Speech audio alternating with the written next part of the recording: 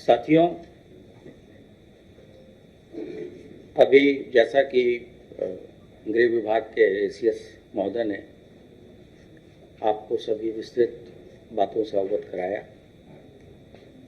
कुल 75 जनपदों में 81 जगहों पे मतगणना की व्यवस्था होनी है। कुछ ऐसे जनपद हैं जहां 2-2 काउंटिंग सेंटर हैं। उसको रखते हुए, उन सभी परिस्थितियों को दृष्टिगत रखते हुए पुलिस व्यवस्थाएं की गई हैं। इस संबंध में भारतीय निर्वाचन आयोग के जो भी निर्देश हैं उसके हिसाब से ही फोर्स का व्यवस्थापन किया गया है। फोर्स का व्यवस्थापन त्रिस्तरीय है। जो इनर मोस्ट घेरा होगा वो जो केंद्रीय सुरक्षा बल प्रदत्त की गई है उसके द्वारा किया जाएगा।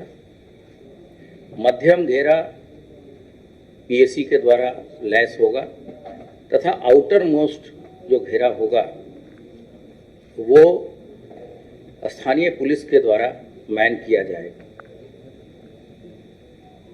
जिस तरह की भौगोलिक स्थिति काउंटिंग स्थान की होगी उस हिसाब से सर्कुलर रूप में व्यवस्थाएं की जाएंगी।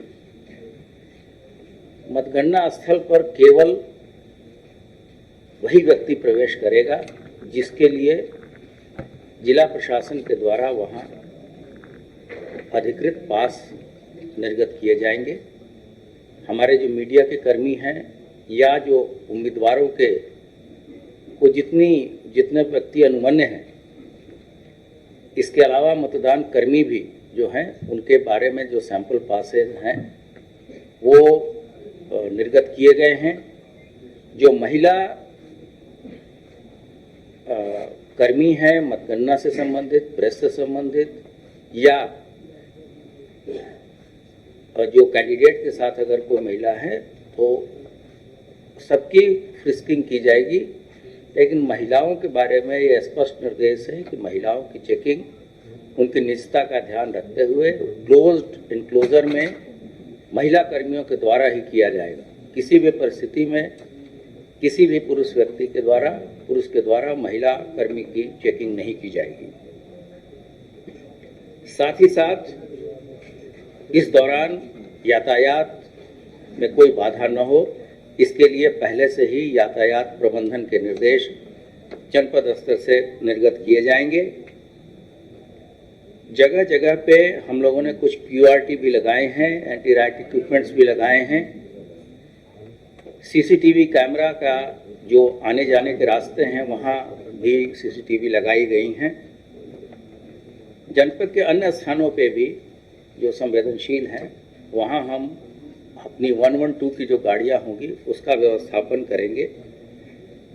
सोशल मीडिया पे किसी भी तरीके से किस तरह की अफवाह न फैले, इसके लिए हमारी लगातार सोशल मीडिया टीम काम कर रही है। जैसा कि एसीएस होम साहब ने बताया, कुछ लोगों ने ये अफवाह, तरह तरह की अफवाहें उड़ रही हैं कि भारी संख्या में आप वहाँ पहुँचिए, ऐसे हो जाएगा, वैसे हो जाएगा। मैं आपको स्पष्ट बताना चाहूँगा कि जिस तरीके से 7 चरणों के चुनाव यहाँ शांतिपूर्ण, निष्पक्ष, हिंसा रहित तथा प्रलोभन मुक्त वातावरण में कराए गए हैं और इस बार कोई भी घटना चुनावी हिंसा से संबंधित नहीं हुई है।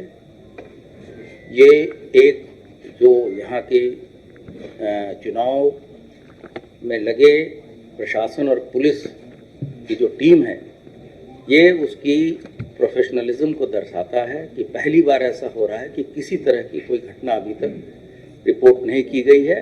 ये उनकी निष्पक्षता का भी प्रमाण है। तो हमारी लगातार इसमें वो है, मॉनिटरिंग चल रही है। लगातार होम कंट्रोल और डीजीपी मुख्यालय के द्वारा भी इसकी मॉनिटरिंग की जाएगी।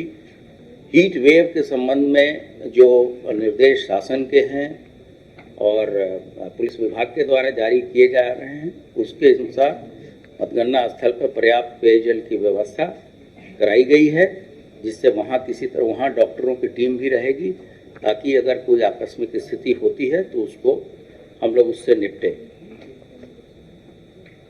स्थानीय अभिसूचना इकाई भी हमारी एक्टिवेटेड है। हमारे पास इस तरह के पुख्ता प्रमाण हैं